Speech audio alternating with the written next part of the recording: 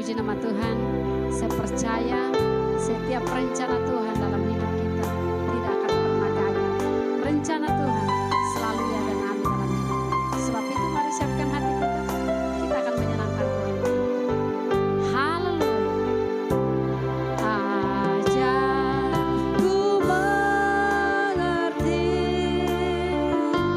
segala rencanamu. Ajarku berserah hanya padamu. Pimpinlah jalanku dalam terang firman-Mu. Ajarku berharap hanya padamu. Nyanyikan dengan segenap hati. Ajarku mengerti segala rencanamu. Ajarku berserah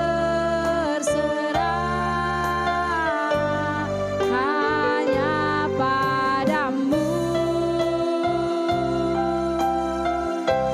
Pimpinlah jalanku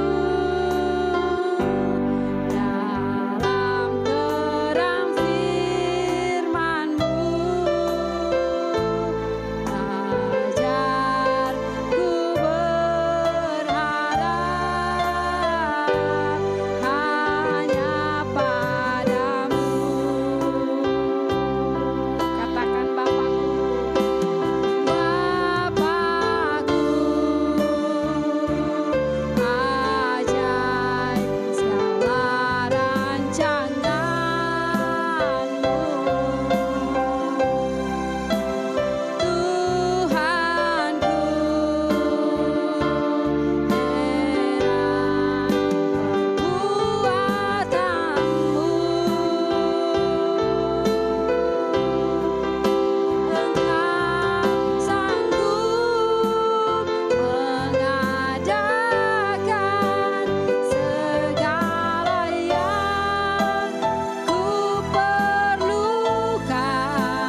menurut kehendak-Mu. Terjadilah, oh Bapakku, ajaib segala rancangan-Mu.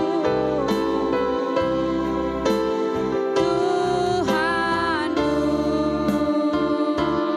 heran perbuatanmu. Engkau sanggup mengadakan segala yang ku perlukan menurut kehendak-Mu. Terjadilah. Ini iman kami hari ini Tuhan, bahwa rancangan-Mu selalu indah bagi kami. Haleluya. Ajarku mengerti segala rencana-Mu. Ajarku berserah hanya padamu.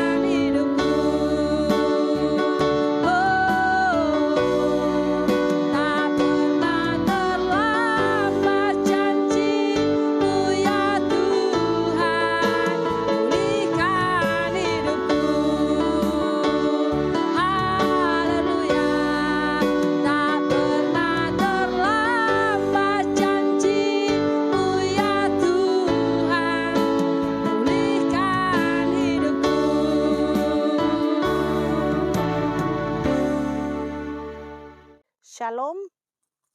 Puji Tuhan, sebelum kita mendengarkan firman, kita berdoa. Dalam nama Yesus, terima kasih ya Bapa, kami mengucap syukur kalau pada hari ini kami bisa berjumpa dan juga bisa memuji Tuhan. Dan selanjutnya kami akan mendengarkan firman-Mu dalam keadaan baik dan sehat. Walaupun tidak dalam keadaan baik dan sehat pun, Tuhan berkati dalam nama Yesus, sembuhkan, pulihkan, sehingga kehidupan Yesus di dalam hidup kita menjadi kita kuat dan sehat dan bersemangat. Tuhan berkati firman yang akan keluar nanti, Tuhan. Biarlah Engkau sendiri yang akan berbicara pakai hamba-Mu, sehingga pada waktunya kami juga belajar bersama-sama, sehingga firman itu hidup di dalam kehidupan kita dan akan menjadi berkat di dalam kehidupan sehari-hari. Di dalam nama Tuhan Yesus Kristus kami mau belajar dan terima. Haleluya, amin. Puji Tuhan, haleluya Bapak Ibu Saudara kekasih Tuhan. Kita berjumpa lagi di bulan Desember. Akhirnya kita berada di penghujung tahun 2023. Sebentar lagi kita sudah semua mengetahui kita akan mengakhiri 2023, tapi saya percaya Bapak Ibu Saudara akan tahu bahwa cara mengakhiri akhir tahun ini dengan baik yaitu apa? Judul saya, tema saya adalah Yesus pilihanku. Oke, kita akan buka di Yohanes 10 ayat 10. Yohanes 10 ayat 10. Ya, buka Alkitab, buka handphone, apa saja. Yang penting kita akan baca sama-sama. Yohanes 10 ayat 10. Pencuri datang hanya untuk mencuri dan membunuh dan membinasakan. Aku datang supaya mereka mempunyai hidup dan mempunyainya dalam segala kelimpahan. Amin. Pencuri datang hanya untuk mencuri dan membunuh dan membinasakan. Tetapi Yesus datang supaya apa? Kita mempunyai hidup dan kita diberikan kelimpahan. Amin. Dengan demikian saya mengatakan dari awal bahwa di ujung tahun 2023, baiklah kita memilih yang benar. Baiklah kita memilih untuk merubah hidup kita sehingga di tahun 2024 yang diprediksi nih, maaf, ramalan banyak yang mengatakan begini. Bukan Ibu Jacqueline mau bilang, don't believe.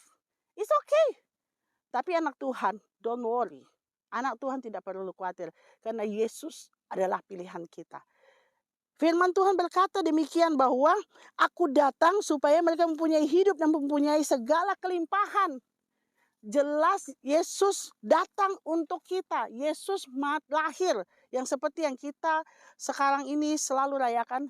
Saya sekarang berada di daerah Sulawesi Tenggara, Kendari. Saya berada di padang yang luas di tengah-tengah pelayanan KKR. LOB Ministry lagi melakukan KKR Safari Natal di daerah Sulawesi Tenggara. Kita ada beberapa daerah kabupaten yang kami kunjungi. Sebelumnya kami juga melakukan KKR anak yang sudah hampir berapa tahun kami tidak pernah lakukan. Dan puji Tuhan, Tuhan mengingatkan kembali bahwa kita melayani juga anak-anak sebagai generasi penerus kita sehingga mereka mempunyai pilihan yang tepat.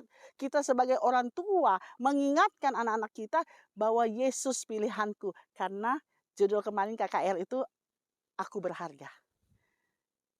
Karena anak-anak berharga di mata Tuhan dan anak-anak itu adalah berharga di mata kita juga Bapak Ibu Saudara. Saya berada di padang yang luas, saya sangat bersyukur kepada Tuhan dan saya bersyukur saya berada di Indonesia. Saya lahir di Indonesia dengan keragaman suku, dengan keragaman budaya, dengan begitu banyak kekayaan alam. Dan kalau mau dipikir, kayaknya untuk keliling Indonesia ini sangat memerlukan waktu yang cukup lama. Karena terlalu puas Bapak Ibu Saudara. Maka dari itu bersyukurlah kalau kita diberikan berada di Indonesia. Karena kita mau berdoa buat Indonesia. Amin. 2023 marilah kita akhiri dengan baik. Yaitu pilihan kita adalah kepada yang punya hidup. Yang memberikan hidup. Yang memberikan kita kelimpahan. Amin. Dalam bacaan ini Bapak Ibu Saudara ada dua pilihan yang kita ketahui dalam bacaan ini, yaitu saya akan bagikan ada dua pilihan hidup, yaitu sebagai pencuri atau sebagai pemberi hidup. Teng. Saya tidak mau kasih pilihan Bapak Ibu Saudara. Kalau saya munculkan pilihan ini ada dua, pencuri dan pemberi hidup, karena saya ingin di pilihan pertama, saya ingin menekankan bahwa jangan kamu mau hidup seperti pencuri, tapi kamu harus hidup sebagai pemberi hidup. Karena Yesus sudah datang, lahir di dunia, dia berjalan dalam melakukan banyak hal mujizat, sampai akhirnya dia mati di kayu salib mengorbankan dirinya untuk keselamatan kita semua. Tetapi saya tetap akan bawakan dua pilihan ini, tapi bukan berarti saya suruh Bapak Ibu Saudara memilih di antara satu. Tidak, saya dari awal sudah mengatakan Yesus pilihanku, itu jelas. Amin, jelas ya. Tapi tetap Ibu Jacqueline akan menjabarkan tentang pencuri datang hanya untuk mencuri dan membunuh dan membinasakan. Artinya si iblis diperumpamakan sebagai pencuri yang mencuri keadaan kita, yang mencuri kebahagiaan kita, yang mencuri damai sejahtera kita, yang mencuri dan membuat kita tidak benar dan tidak baik. Bahkan ada yang meninggalkan Yesus, meninggalkan juru selamat kita yang sudah memberikan keselamatan buat kita. Di Amsal 6 ayat 30 sampai 31. Amsal 6 ayat 30 sampai 31. Demikian firman Tuhan berkata, apakah seorang pencuri tidak akan dihina? Apakah ia mencuri untuk memuaskan nafsunya karena lupa? Dan kalau ia tertangkap, haruslah ia membayar kembali 7 kali lipat, segenap isi rumahnya pun harus diserahkan. Ngeri Pak, ngeri Bu, ngeri Dek, ngeri Kak. Kalau kita memilih untuk menjadi sebagai seorang pencuri yang diibaratkan iblis yang merusak segala sesuatunya, ini ada firman-Nya jelas. Apakah seorang pencuri tidak akan dihina? Dihina. Akan dihina. Bukan hanya kita yang dihina, kamu yang dihina, tapi seluruh keluargamu, seluruh isi rumahmu akan tidak damai sejahtera. Seluruh rumahmu akan terhina, seluruh rumahmu akan dihina Bapak Ibu Saudara dan adik-adik yang dikasihi Tuhan. Jangan pernah berpikir tidak ada yang tahu. Bu Jacqueline, tidak ada yang tahu. Toh selama ini saya aman-aman saja. Oh, halo. Tidak seperti itu permainannya. Kalaupun masih dikasih lolos, ya Tuhan bilang, oke, aku masih mau mengampuni kamu. Aku mau masih memberikan kamu kesempatan. Aku masih mau untuk membuat kamu itu berubah dengan caraku. Tuhan masih memberikan kesempatan. Bukan berarti tidak ketahuan. Allah kita Allah yang maha tahu, maka dia menyediakan sebelumnya. Dia mengizinkan juga sebelumnya. Bahkan dia merencanakan sebelumnya. Oh haleluya. Apakah ia mencuri untuk memuaskan nafsunya? Karena lupa. Karena dia lapar.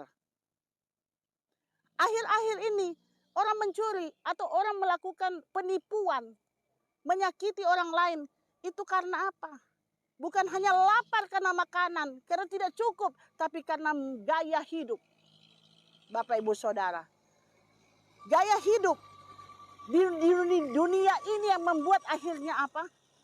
Banyak orang merubah sifatnya, banyak orang terikut-ikut, apalagi dengan medsos yang ada. Kekuatan medsos ini adalah suatu hal yang mengatakan dia mencuri. Bapak Ibu Saudara yang dikasih Tuhan. Makanya kenapa dibilang anak-anak kalau bisa jangan dulu dikasih handphone. Jangan dulu dikasih media sosial. Sehingga mereka tidak tercekoki dengan segala hal yang kadang yang sebenarnya belum bisa mereka nonton. Yang belum bisa cukup umur untuk mereka lihat. Tapi begitu hebatnya cara dunia. Begitu hebatnya iblis mengetahui cara yang terbaik yang merusak manusia zaman sekarang adalah media sosial. Maka dari itu berhati-hatilah ya kepada orang tua untuk memberikan elektronik, HP ataupun tab atau laptop kepada anak-anak. Tolong dicek apa saja yang mereka nonton. Diingatkan anak-anak. Kita memang tidak bisa 24 jam. Tapi saya percaya anak-anak kita ini anak-anak yang baik, anak-anak yang pintar, anak-anak yang dikasihi Tuhan. Ketika kita memberikan fondasi dan pendidikan dan juga kita bisa membacakan mereka firman. Ini loh ada di firman nak. Saya yakin percaya mereka akan terlugik. Kenapa? Karena anak saya juga seperti itu. Saya didik. Saya jelaskan, bukan hanya kita melarang, tapi kita juga harus menjelaskan kenapa.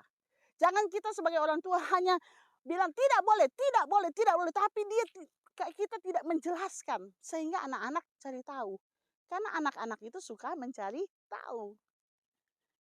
Maka dari itu, kita harus mengatakan, kenapa kamu tidak boleh melihat medsos? Kamu belum cukup, kalau nonton film yang ini, karena belum cukup umur, nak. Makanya kenapa banyak sekali bully-bully yang terjadi, banyak kasus-kasus yang terjadi.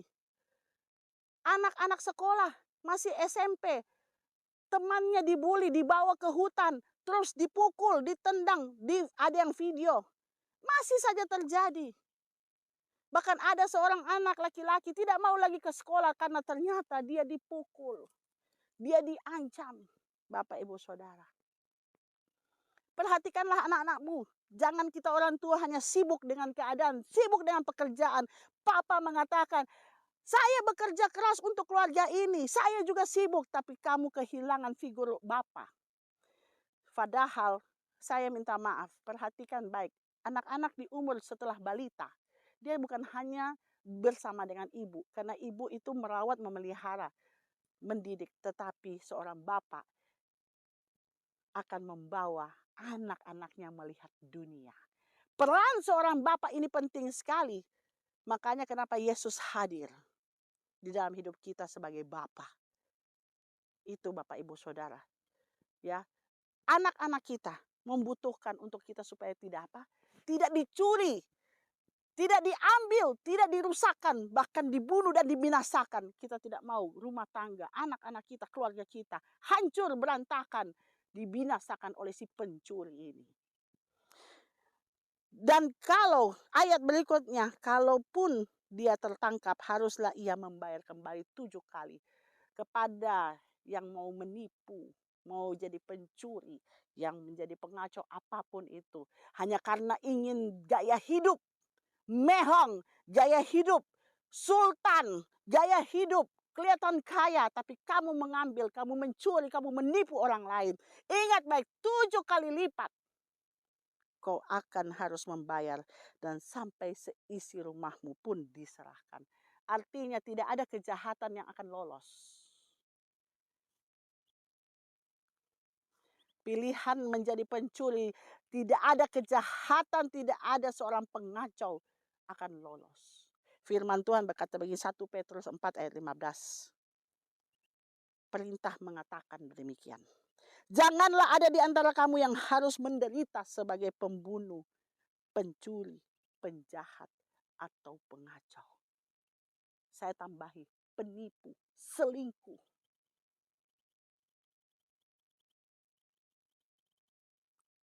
Perusak rumah tangga orang. Janganlah itu. Firman ada. 1 Petrus mengatakan, 1 Petrus 4 ayat 15 mengatakan demikian. Ini jelas, Bapak Ibu Saudara. Jangan kita mau menjadi pengacau di dalam kehidupan kita. Jangan jadi pengacau di dalam rumah tangga. Jangan jadi pengacau di dalam kehidupan masa depan anak-anak. Jangan. Jangan jadi pengacau buat rumah tangga orang. Jangan jadi pengacau di dalam pekerjaanmu. Kalau kamu sebagai karyawan, kamu jadilah karyawan yang hebat. Kalau kamu jadi tukang, jadilah tukang yang hebat. Jangan jadi pengacau, dikasih berkat, dapat rezeki, orderan begitu banyak, meja belajar untuk sekolah, proyek seperti ini. Tapi pekerjaannya males-malesan, cara bikin kayu dan mejanya kurang berbentuk, tidak halus. Akhirnya apa? Yang memesan kecewa. Wah Pak, saya pikir sesuai contoh. Waktu contoh diberikan bagus banget, semangat. Setelah terima duit, dibikin aras-arasan. Banyak alasan. Oh soalnya saya lagi bingung, saya lagi banyak masalah ini Pak. Masalah tidak menjadi alasan buat engkau untuk mengelak suatu tanggung jawab yang diberikan. Ingat baik, ketika Yesus hadir dalam kehidupan kita, Yesus memberikan kita hidup dan kelimpahan. Apa kelimpahan? Kelimpahannya itu kelimpahan yang kepintaran, bertanggung jawab yang baik, melakukan pekerjaan dengan baik, kreativitas yang baik. Kalau kita cinta Yesus, ada Yesus dalam hidup kita, pasti kita akan memberikan yang terbaik, Bapak Ibu Saudara. Kemarin kami melakukan KKR, sekali lagi saya bercerita KKR anak sekolah minggu. Minta maaf, umur saya hampir 49 tahun dan kami yang melayani Tuhan semua sudah berumur 40 tahun ke atas. Tapi kami mau pakai baju seperti anak-anak. Baju yang penuh dengan warna. Kami pakai bando, saya ikat rambut 2. Tapi sangat luar biasa. Kenapa? Karena cinta Yesus ingin membawa anak-anak. Sehingga seperti mereka, sehingga mereka juga tidak merasa canggung dan mereka merasa bahagia. Tidak ada rasa malu karena saya melakukan untuk Tuhan. Kecuali saya mencuri, kecuali saya menipu, kecuali saya membohong, saya harus malu. Tapi Yesus Allah kita yang baik, luar biasa, saya bangga. Saya memilih Yesus dalam kehidupan saya. Amin. Bapak Ibu Saudara, taruh di tanganmu. Katakan, aku bangga, aku memilih Yesus dalam hidupku. Amin. Puji Tuhan. Sebagai pencuri ini, sudah pasti akan menghancurkan. Seperti yang di awal dikatakan. Pencuri datang hanya untuk mencuri dan membunuh dan membinasakan. Endingnya pasti selesai, endingnya pasti habis, endingnya pasti tidak mengenakan. Dan saya mengingatkan Bapak Ibu Saudara dan adik-adik kekasih Tuhan. Hidup ini terlalu begitu bahagia, hidup ini terlalu luar biasa. Kasih anugerah Tuhan yang diberikan pada kita begitu besar. Sehingga Allah kita Bapa mengaruniakan kita anaknya yang tunggal untuk turun ke dunia. Lahir sebagai manusia. Namun mati di kayu salib untuk menembus manusia. Ini luar biasa sekali. Itu anugerah yang tidak pernah ada yang bisa memberikan. Tidak ada. Di dunia ini tidak ada. Hanya Yesus saja. Maka dari itu saya mengajak Bapak Ibu Saudara. Mengingat kembali bahwa janganlah engkau jadi pengacau. Janganlah kamu jadi pembunuh. Janganlah engkau membinasakan orang. Berbahagialah. Dan harusnya kita berbagi. Kebahagiaan kita. Kebaikan kita berbagilah dengan yang lain. Amin. Pilihan kedua ini yang jelas saya katakan sebagai pemberi hidup. Pemberi hidup adalah Yesus datang untuk beri kehidupan buat kita dengan segala kelimpahan anugerah berkat yang diberikan dan kasih karunia. Ketika kita menerima Yesus, kita sudah menikmati. Marilah kita menjadi pemberi hidup untuk orang lain. Oh Ibu Jacqueline, saya nggak bisa, saya itu nggak punya apa-apa, saya ini orang bodoh, saya nggak. Halo Bapak Ibu Saudara, engkau mempunyai kemampuan karena Yesus sudah hadir dalam hidupmu. Amin. Firman Tuhan mengatakan, aku datang untuk memberi kehidupan. Aku datang supaya kamu mempunyai kehidupan. Berarti ketika kita menerima Yesus, kita sudah mempunyai kehidupan. Bukankah Allah kita menciptakan kita segambar seturutnya? Amin. Halo, jangan minder. Mau ada tai lalat di depan, mau ada tai lalat di samping, rambut keriting, mau rambut lurus, kulit hitam, kulit putih. Kita sama mendapatkan pemberian kehidupan yang kekal. Kita sama akan diberikan mahkota kehidupan. Kita sama akan mendapatkan keselamatan. Maka dari itu, Bapak Ibu Saudara, jadilah kita pemberi hidup. Supaya orang lain bisa menerima dan bisa menyaksikan. Bahkan kita akan menjadi kesaksian bagi saudara-saudara kita yang lain yang belum seiman. Bagaimana kita mengampuni orang lain. Ajaran kita itu jelas. Saya sudah ngalamin itu. Bagaimana ketika saya mengampuni karyawan saya yang menipu saya. Yang menilep saya, yang menggelapkan saya. Saya mengampuni. Sampai yang beberapa bulan kemarin saya pernah khotbahkan bahwa saya ditipu lagi setelah 10 tahun. Tetapi masih sama, I'm still the same. Saya masih sama dengan keputusan saya. Saya mengampuni karyawan saya. Saya mengampuni mantan karyawan saya. Tapi saya mengajarkan dia. Untuklah jadi bertanggung jawab supaya nama baikmu tidak rusak. Galatia 2 ayat 20 dikatakan begini. Namun aku hidup tetapi bukan aku lagi sendiri yang hidup. Melainkan Kristus yang hidup di dalam aku. Dan hidupku yang kuhidupi sekarang di dalam daging adalah hidup oleh untuk iman dalam anak Allah yang telah mengasihi aku dan menyerahkan dirinya untuk aku. Artinya ketika aku hidup, ketika saya hidup, ketika kamu hidup, tapi bukan lagi kamu sendiri yang hidup, melainkan sudah Kristus yang bersama-sama di dalam kehidupanmu, sehingga kau akan menjadi seturut segambar daripada Allah itu sendiri. Oh haleluya. Let's go 2023, come on. Ayo. Kita sambut 2024. Sehingga apa? Kita tidak akan hidup dengan khawatir. Khawatir boleh, tapi berdoalah. Gelisah boleh, tapi berdoalah. Karena dia adalah si pemberi hidup. Dia adalah si pemberi kekuatan. Dia adalah si pemberi solusi. Dia adalah si pemberi pemulihan. Dia adalah seorang pemberi kesembuhan. Oh haleluya, puji Tuhan. Luar biasa sekali. Saya on fire dengan suasana yang cukup panas. Ya, tapi saya bersyukur kepada Tuhan. Saya berbahagia dengan segala keadaan. Saya bisa keliling Indonesia walaupun baru baru Sulawesi, baru juga Kalimantan ya. Saya percaya Tuhan akan membawa saya lebih lagi sehingga saya bisa menikmati kasih karunia Allah di waktu umur saya yang akan bertambah nanti. Dan saya berdoa akan ada generasi-generasi penerus seperti kami, seperti hamba-hamba Tuhan yang ada, seperti Bapak Ibu Saudara yang lagi sedang duduk menonton, mendengar. Akan ada generasi-generasi hebat dari seluruh penjuru yang ada di Indonesia ini, bahkan dunia. Saya percaya itu Tuhan Yesus memberkati kita semua. Marilah di 2023 kita merubah hidup kita untuk menjadi seperti pemberi hidup. Kita bisa membantu dan menolong banyak orang. Jangan lihat merek, mau gereja merek apa kemarin. KKR semua gereja ada. Anak-anak bersuka cita luar biasa. Dan saya sudah keliling sekitar 5-6 gereja. Puji Tuhan suara masih oke. Dan masih diberikan kesempatan untuk bisa berbagi firman, berbagi kasih dengan Bapak Ibu Saudara yang berada dimanapun Bapak Ibu Saudara berada.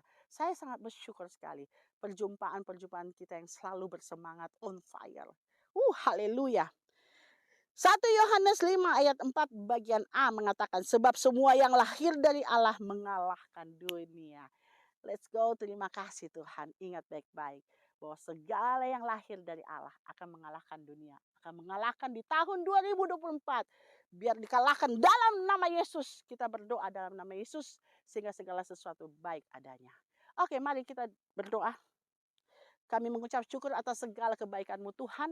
Biarlah firman ini akan menjadi firman yang hebat, yang benar. Sehingga kita dapat menerima ini dengan baik. Dan juga kita bisa belajar dalam kehidupan kami sehari-hari. Sehingga kita menjadi orang yang hebat. Dan kita bisa menerima pemberi hidup. Dan kita bisa hebat. Dan kita bisa berbagi dengan orang lain. Sehingga kita bisa saling memberkati. Tuhan terima kasih ya Bapa. Kami mengucap syukur dengan segala kebaikan-Mu. Biarlah Allah Bapa Putra Roh Kudus yang akan selalu melindungi Indonesia ini dengan baik. Bahkan nanti akan ada pemilu di tahun depan, akhir Februari nanti Tuhan berkati dalam nama Yesus sehingga semuanya bisa terlindungi, bisa dalam keadaan baik, semua dalam aman dan terjaga dalam nama Yesus dan sehingga semuanya Indonesia bisa berada dalam keamanan yang baik. Damai buat Indonesia.